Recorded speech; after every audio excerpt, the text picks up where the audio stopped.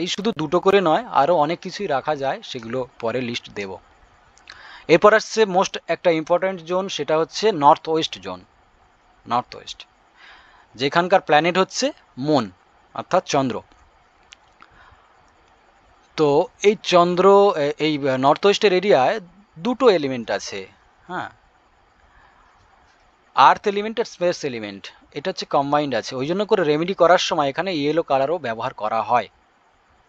আমি প্রথম যখন এ করছি মানে এর মধ্যে এসেছিলাম, তখন আমি ভাবতাম যে এদিকে ইয়েলো কালার দিয়ে রেমেডি কেন হচ্ছে। তো পরে যখন জানতে পারলাম যে এইখানে ডাবল অ্যাকশান হচ্ছে, ডাবল এলিমেন্টের অ্যাকশান হচ্ছে, তো সেইখানে আর্থ এলিমেন্ট আর স্পেস এলিমেন্ট, তো আর্থ এলিমেন্ট যেখানে থাকবে এর কালার হচ্ছে ইয়েলো, তো ইয়েলোটাকে ব্যবহার করে এখানে কখনো সখনো ব্যালেন্স করা হয়।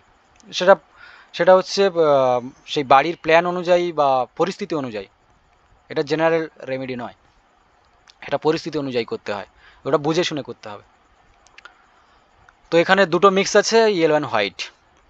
এগেইন এখানে দুটো এন্ট্রান্স আছে, W8 আর EN1,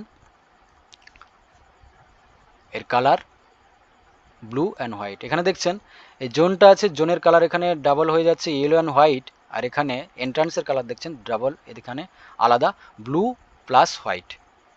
তো এইটাকে আলাদা করে মনে রাখতে হবে আপনাদের। আর যেখানে আমি এমন পরিষ্কারভাবে লিখে রেখেছি, আপনাদের একটু করে চোখ বুলালে না এগুলো মনে থেকে যাবে। অনেকেই জানেন, কিন্তু আবার একটু করে চোখ বুলিয়ে নেবেন, তো আবার মনে পড়ে যাবে। এটা হচ্ছে ব্যাংকিং অ্যান্ড সাপোর্টের জোন। মুন রিপ্রেজেন্টস যে রিলেশনটা অ্যাস্ট্রোলজি ক্ষেত্রে দেখেন আপনারা, যে মুন হচ্ছে মায়ের, মা ডিস্টার্ব হয়ে যায় যদি এই নর্থ ওয়েস্ট ডিস্টার্ব হয়, মুন ডিস্টার্ব হয়, মানে প্ল্যানেট মুন ডিস্টার্ব হয়, তো তখন মায়ের শরীর খারাপ হয়ে যাবে। এইগুলো নিয়ে পরে আরও আলোচনা করব। এবার আরও বড় জিনিস যেটা হয় সেটা হচ্ছে ব্যাংকিং। ব্যাংকিং খারাপ হয়ে যায়। ব্যাংকিং খারাপ হলে কী হবে, আপনার জমা টাকা খরচ হয়ে যাবে, জমানো টাকা না ইনভেস্ট হয়ে যাবে এখানে সেখানে, বা কারোর কাছে বেরিয়ে যাবে অকারণে। নর্থ ওয়েস্ট খারাপ থাকলে আপনার লিগ্যাল ইস্যু চলে আসবে, সাউথ ওয়েস্টেও তাই হয়, সাউথ ওয়েস্ট খারাপ থাকলে লিগ্যাল ইস্যু চলে আসে। এবার ব্যাড এন্ট্রান্স সম্পর্কে যখন আলোচনা করব, যে কোন কোন ব্যাড এন্ট্রান্সগুলো কী কী নিয়ে আসতে পারে, আছে এরকম প্রভার্টি নিয়ে আসে, সেগুলো নিয়ে আলোচনা করব এন্ট্রান্সের সময়।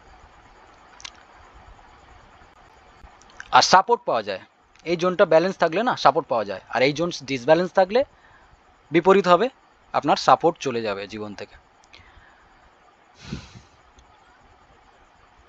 এটা ডিসব্যালেন্স থাকলে কী হবে, ব্যাংক লোন, তারপরে ফিনান্সিয়াল হেল্প, এগুলো থেকে বঞ্চিত হয়ে যাবেন।